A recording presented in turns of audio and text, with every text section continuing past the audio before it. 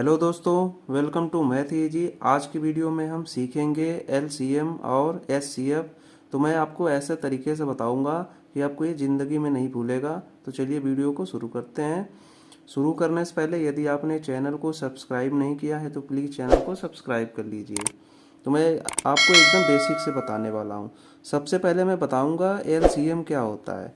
ठीक है, LCM LCM इसको हम कहते हैं लीस्ट कॉमन मल्टीपल। ठीक है, अब आपको देखिए, लीस्ट मतलब सबसे कम यानी सबसे छोटा, कॉमन मतलब उभयनिष्ठ, दोनों में जो हो, मल्टीपल मतलब गुणज होता है। ठीक है, यानी ये जो संख्या हमने लिया हुआ है 6 और 8, इनके हम गुणज लिखें और दोनों में देखें जो कॉमन हो, सबसे छोटा हो, वही एलसीएम होता है। ठीक है, तो चलिए सबसे पहले एलसीएम निकालेंगे। तो हमने यहाँ पे नंबर ले लिया 6 और यहाँ पे ले लिया 8। अब इसके हम मल्टीपल लिखेंगे। ठीक है, मल्टीपल क्या होता है? जो हम पहाड़ा पढ़ते हैं, 2 का पहाड़ा, 3 का पहाड़ा, वो जो पहाड़ा होते हैं, ठीक है, वही मल्टीपल होते हैं, गुणज होते हैं। जैसे 6 का हम अब गुणज लिखेंगे तो 6 लिखा हुआ है, फिर 6 दूना 6 एकम 6, 6 दूना 12, 6 तिरी 18, 6 चौको 24, 6 पच्चे 30, 6 छः के 36, 6 सत्ते 42, 6 बटे 48, 6 नवा 54। ठीक है, अब उसके बाद 8 का हम लिखेंगे, 8 का मल्टीपल, मल्टीपल मतलब पहाड़ा। ठीक है, तो 8, 8 दूनी 16, 8 तिरिके 24, 8 चौको 32, 8 पच्चे 40, 8 छक 48, 8 सत्ते 56। अब देखिए, इसमें सबसे छोटा मल्टीपल कौन है जो दोनों में कॉमन है? देखिए, यहाँ 6 8 है, नहीं कॉमन है, 12 है, 16 है, 18 24 है। यहाँ पे देखिए, ये 24 है, ये 24 है, यानी कि ये दोनों में कॉमन है और ये छोटा भी है, इससे छोटा कोई कॉमन नहीं है। ठीक है, तो इस तरीके से जो हमारा एलसीएम आएगा 8 और 6 का, वो 24 होगा। तो हम यहाँ पे लिख सकते हैं कि 6 8 का एलसीएम बराबर 24। ठीक है, तो 6 और 8 का एलसीएम 24 होगा। तो दोस्तों, कैसा रहा ये मेथड? आइए दूसरे मेथड से भी देखते हैं, जिसको ज़्यादातर हम यूज करते हैं, उसको बोलते हैं फैक्टराइजेशन मेथड। ठीक है, या भाग विधि से वो कहते हैं हम। अब आपको मैं बताना चाहूँगा, जो फैक्टर मेथड होता है, फैक्टराइजेशन, फैक्टर क्या होता है? वो फैक्टर हम निकालते हैं प्राइम फैक्टर।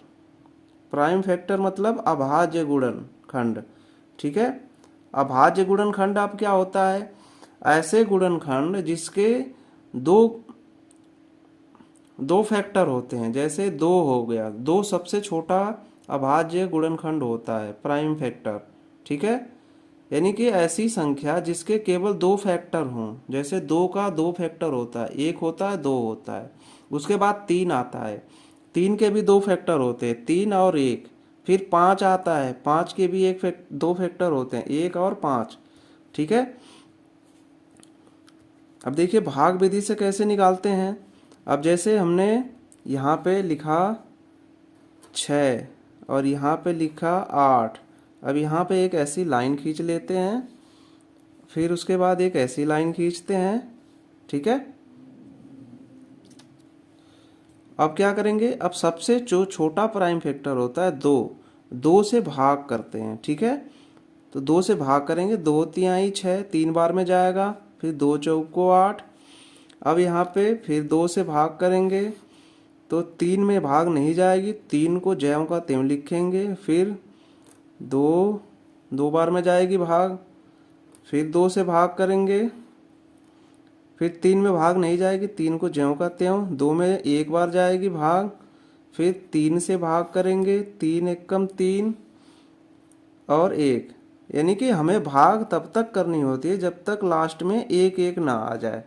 ठीक है, अब क्या करना होता है, अब ये देखिए जो यहाँ पे जो प्राइम फैक्टर आए हैं 2 2 2, इन सब का आपस में गुणा कर लेते हैं। ठीक है, तो 6 और 8 का LCM बराबर होगा 2 गुणे 2 गुणे 2 गुणे 3। देखिए 3 बार 2 2 है, 1 बार 3 है, तो 2 दूना 4, दूना 8, तिरिके 24, तो यहाँ पे हो जाएगा 24, और यही हमारे इस क्वेश्चन का आंसर हो जाएगा। तो दोस्तों इस तरीके से हम कोई भी संख्या हो उसका एलसीएम निकाल सकते हैं, दोनों तरीकों से निकाल सकते हैं। ठीक है, अब चलिए हम सीखेंगे कि HCF कैसे निकालते हैं। ठीक है, तो सबसे पहले मैं बताऊंगा आपको कि HCF किसे कहते हैं। तो ये CF को हम फुल फॉर्म लिखते हैं, तो H का मतलब होता है हाईएस्ट, और C का मतलब कॉमन, हाईएस्ट कॉमन, और F से फैक्टर। फैक्टर का मतलब होता है गुणनखंड। ठीक है, तो हम क्या करेंगे, हाईएस्ट का मतलब ज़्यादा से ज़्यादा, मतलब वो सबसे ज़्यादा वाला फैक्टर जो दोनों में कॉमन हो। ठीक है, अब हम संख्या लिखेंगे 6 और 8। अब इन दोनों के फैक्टर क्या क्या हैं वो लिखेंगे हम। तो 6 का फैक्टर क्या होता है, 1 हो गया 2, और 1 हो गया 3, 2 और 3 हो गए। ठीक है, 2 तिहाई 6, और 8 के क्या हो जाएंगे, 2 और 4, 2 चौको 8 हो गया। ठीक है, अब देखिए दोनों में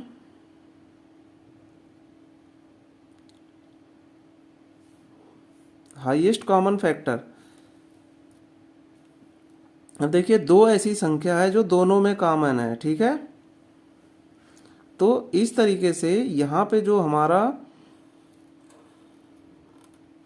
इसके बाद देखिए कोई ऐसी संख्या नहीं है जो दोनों में कॉमन हो, तो हाईएस्ट यही हो गया।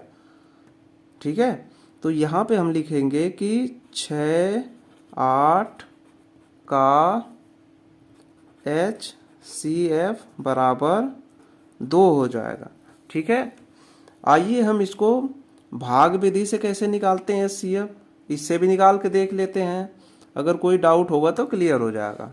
ठीक है, तो भाग विधि से कैसे निकालते हैं, भाग विधि से क्या करना होता है, जो छोटी संख्या होती है उससे बड़ी वाली संख्या में भाग देते जाते हैं जब तक भागफल, जब तक कोई शेष ना बचे। ठीक है, आइए देखते हैं कैसे भाग करते हैं, क्या तरीका होता है। तो इसके लिए 6 से भाग करेंगे 8 में। ठीक है, अब देखिए 8 बड़ी संख्या है तो एक बार भाग जाएगी, 6 एकम 6 हो गया। अब 8 में से 6 जाएगा, 2 बचेगा। अब जो शेष बचता है उससे जो भाजक है जिससे हम भाग दे रहे हैं उसमें भाग करेंगे। ठीक है, उसमें भाग करेंगे हम। अब देखिए 6 2 से भाग करेंगे, 2 तिहाई 6। अब देखिए कट गया, यानी कि अब भाग नहीं जाएगी। इस तरीके से जो ये 2 आया, यहाँ पे 2 आया ना, ये 2 से पूरा भाग हमारा कट जा रहा है, तो यही हमारा HCF हो जाता है, HCF। ठीक है, तो फ्रेंड्स इस तरीके से हमने सीखा LCM और HCF, बहुत ही आसान तरीके से हम निकाल सकते हैं और इसमें हमें कभी भी कोई दिक्कत नहीं आएगी। तो फ्रेंड्स आई होप कि ये वीडियो आपको पसंद आई होगी। अगर वीडियो आपको पसंद आई तो लाइक कर दीजिए, शेयर कर दीजिए। चैनल पे अगर पहली बार हैं तो प्लीज़ चैनल को सब्सक्राइब कर दीजिए। मिलते हैं नेक्स्ट वीडियो में। Thank you so much.